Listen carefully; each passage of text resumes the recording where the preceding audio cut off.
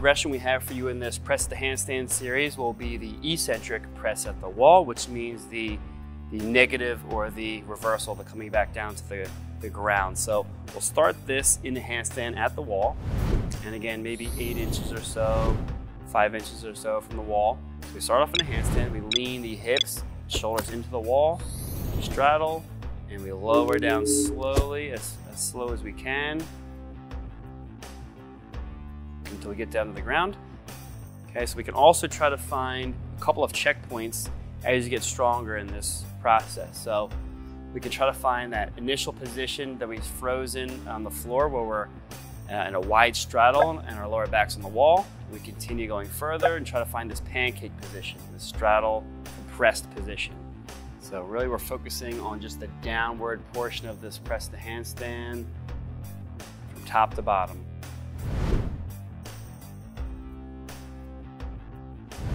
The next progression will be to do the actual press to handstand at the wall. So we'll take our previous one, which was the eccentric press. We'll start in a handstand and we will straddle on the way back down.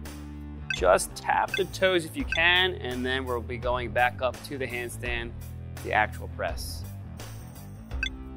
So I like starting with the eccentric press because you're gonna feel all the muscles turn on that you need, and you simply just pause it and reverse it. And again, you want to keep one tempo when doing this. So we're not trying to speed up or slow down. We're trying not to jump off the floor.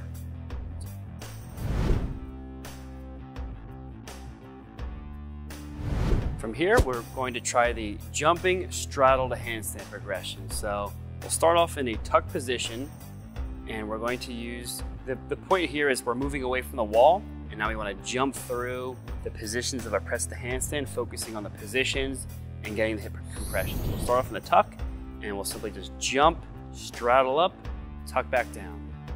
So notice how close the legs are, again, to the torso on both the way up and the way down, regardless of if he's straddled or if he's tucked. On the way up and the way down, we're trying to do the same thing. Get the hip compression, get the hips on top of the hands.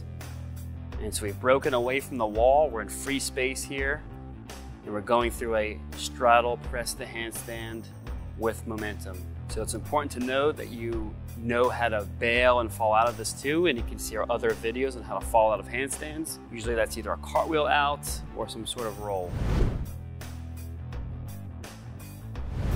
So a leg up from the progression we just did would be to mimic the same movement, but stay tucked on the way up as well as the way back down. So this is usually harder for people because of the compression requirements.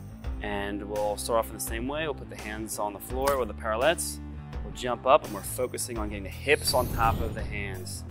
Hips on top of the shoulders, hands keeping it stacked. And going through this press to handstand motion with momentum.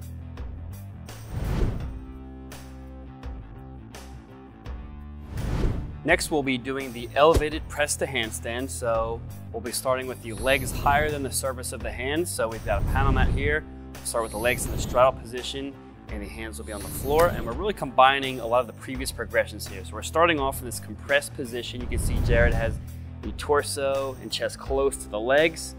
And this is the initial starting point where the hips are already almost over his hands. So we'll simply lean forwards and go through this press to handstand motion. You can see he's going on his toes for starters, and then carrying on with the rest of the movement. So on the toes, straddling up, carrying on with the press to handstand.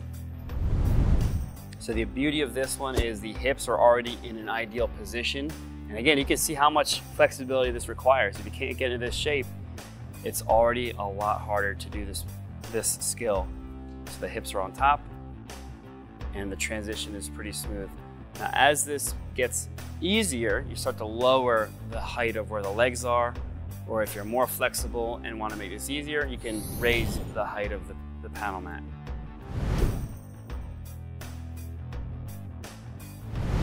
The last progression we have for you in this press to handstand series will be an L-sit to the stand and then press to handstand. So essentially we're breaking the press to handstand into two parts starting from the L-sit. So we're going to use parallettes in this instance. Hands will go in the front of the parallettes. We'll start off in an L, and then we'll compress the body to a straddle stand on top of the parallettes, which is a familiar position we've done today. And carry on with the second half, press the handstand from the parallettes. And on the way back down, we can simply reverse the movement, straddle to the parallettes, and then get back to the L, nice and slow, controlled movement. So as this gets stronger, you can simply combine the two movements together, and the press to handstand will come from the L, it'll pass through the straddle position and carry all the way up to the handstand. So we'll see the final product, the L, the compression, straddle, and finishing in handstand. Thank you for tuning in to watch the press to handstand progressions with us. So hopefully you learned a lot about the technique and how we like to train it. So we spoke a lot about hip compression and the fact that as the hamstrings are getting longer and stretching out, we also need to shorten the psoas muscles and use those. So simultaneously using these front interior muscles of the hip to compress, and the hamstrings are being stretched. So that's a key piece to doing a good quality press to the handstand. So hopefully you'll learn a lot about how we do it well, and please comment below on where you're stuck, if things are working for you, how we can help you, and always check out the Movement Athlete app, as well as the free calisthenics assessment tool to help you on your whole journey with body weight training. So again, thanks for tuning in for press to handstands. We'll have plenty more. We'll have workouts. We'll also show you some prerequisites and mobility requirements to also aid you in a better press to handstand. So thanks for tuning in. So how strong are you? Calisthenics is the ultimate in body weight training because it's fun, challenging, and rewarding. But it's also difficult to know where to start in the whole process. So that's why we've created a free calisthenics fitness assessment. And what this will do is we'll help you find out exactly where you are in your pathway of calisthenics mastery. It'll help create personalized workouts for you. It'll help you achieve your goals faster. So we want everyone to have access to this regardless of their budget and location. So as long as you have internet, you'll be able to take control of your fitness program. So click below for the free assessment tool.